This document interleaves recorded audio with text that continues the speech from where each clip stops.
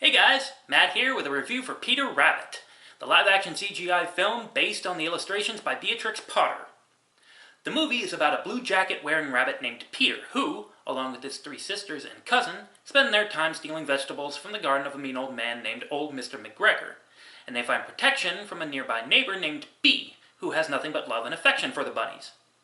After Old Mr. McGregor passes away, he leaves the house to his nephew, Thomas McGregor, who shows up to once again shut out the rabbits from the garden and forms a relationship with Bee, thus leaving less affection for Peter and his family. This fuels a feud between the two groups and soon breaks out into all-out war. If I were to use one word to describe this movie, it was cute. It was cute and it was funny. I did not have high expectations for this film. Going into it, I honestly thought it was going to be a bad movie based on what I saw from the trailer. But my expectations were exceeded. I enjoyed this film. Not so much as I did like, Paddington 2 or even the first Paddington movie where I saw the trailer. Again, I thought it was going to be a bad movie and I turned out to really like it. This film has some problems that really did bother me, but I still enjoyed it. I still laughed a good number of times. It's got a great cast. James Corden plays the title character, Domhnall Gleeson is Thomas McGregor, Rose Byrne is Bee, Sam Neill is Old Mr. McGregor, Margaret Robbie, Daisy Ridley supply their own voice talents for the film. So you've got two Star Wars alums in this movie. For me personally, Domhnall Gleeson steals the show in this movie. I thought he was the best part of it. In fact, if you had him and actually got rid of the rabbits, I'd still like it. I might even like it more. That's because of what he does with the character. His comic timing, the physical humor, and the energy he brings to the character. He does such a wonderful job with it. I didn't get as much entertainment from the rabbits themselves. With Gleason's character, I felt like he was written and performed in such a way so as he was to be enjoyed by both adults and kids.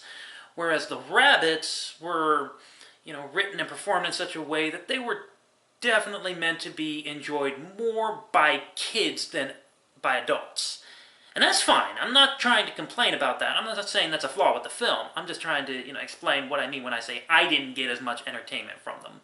What really surprised me about this film was the humor. The humor in this movie is actually really good. It's got a lot of physical humor, a lot of slapstick comedy. A lot of it works, some of it doesn't. But they've also got a lot of jokes that don't rely on physical humor and don't rely on bodily functions that are really good. There's this bit where when Thomas McGregor first meets Bee and she gets him introduces him to bird watching, and he makes this comment that at first I thought he was being sarcastic, but as they continue on with this little subplot, it turns out he was being sincere. And I think that's hilarious because, especially for me, because my sister is an actual bird watcher. She's an ornithologist. So knowing what she does and seeing this guy who knows nothing about birding act like a birder, that's just funny as hell. And a lot of the slapstick, it kind of reminds me, going back to the old Home Alone style slapstick. And it is really good. And there's even this brawl that takes place between McGregor and Peter, and it's really silly, but it's really well done. However, like I said, even though I enjoyed this film, it does have some problems. One of which is simply the fact that it's a little too kid-friendly for my taste. Kind of like Ferdinand was. And when you have a film with the kind of Home Alone slapstick comedy that this film employs, it makes it feel a little too safe, like they weren't really taking any risks.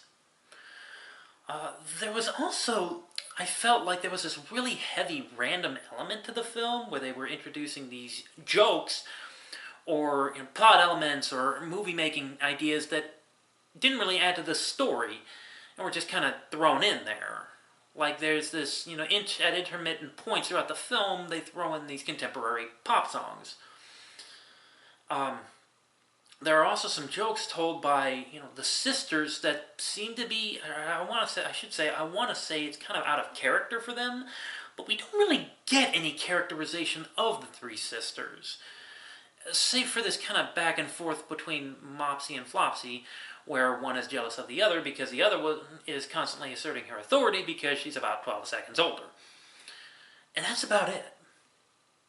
There's also this part at the end of the second act where we get the inevitable character growth, characteristic changes for, some of the characters. And I don't want to say too much, but what we get for Peter Rabbit seems to happen a little too quickly.